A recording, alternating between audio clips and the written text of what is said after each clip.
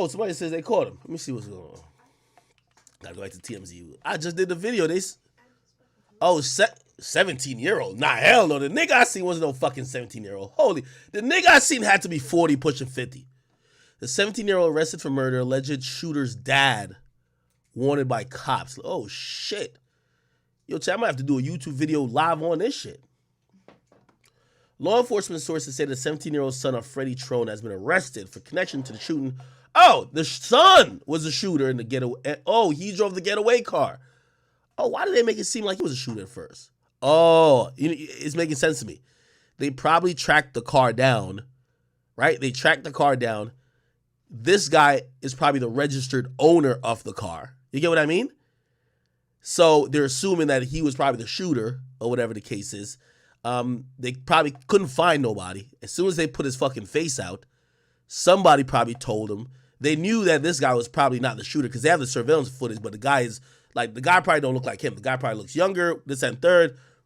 They probably catch him, instantly realize it was his son. Lock both of their ass up. All right, good. Justice is served, man. I'm on my Charleston White, man. Throw this nigga under the fucking jail.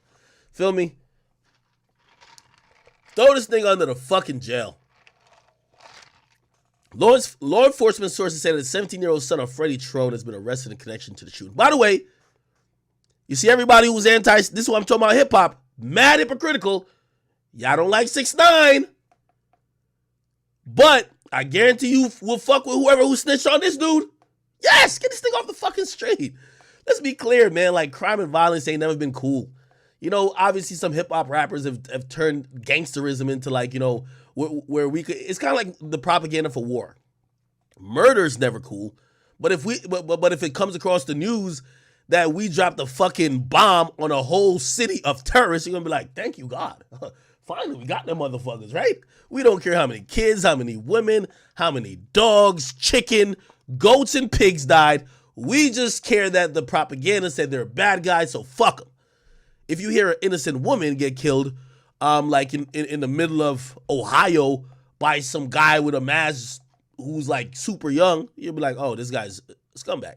You know, everything matters on the context. You know what I mean? That's why I always say, like, when people say they're like hard to this no snitching rule, and that's why the whole Cameron thing happened back in the day, where it was like, okay, so you believe in no snitching, but there's parameters, right? Like, there has to be. You can't, like, you're going to be hypocritical if you try to keep one rule for everything. There's nuance-based shit. And a lot of times when I get in trouble in terms of hip-hop, and I don't even consider getting in trouble. You know, a lot of people were like, yo, oh my God, like, Ack, you're going to... I'm going to lie to you. We'll get into the Breakfast Club thing. It almost didn't happen.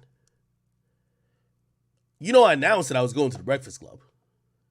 Charlamagne and Envy was getting hella text messages that, yo, we hear you going to interview that nigga.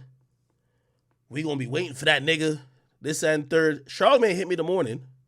And by the way, if he sees this,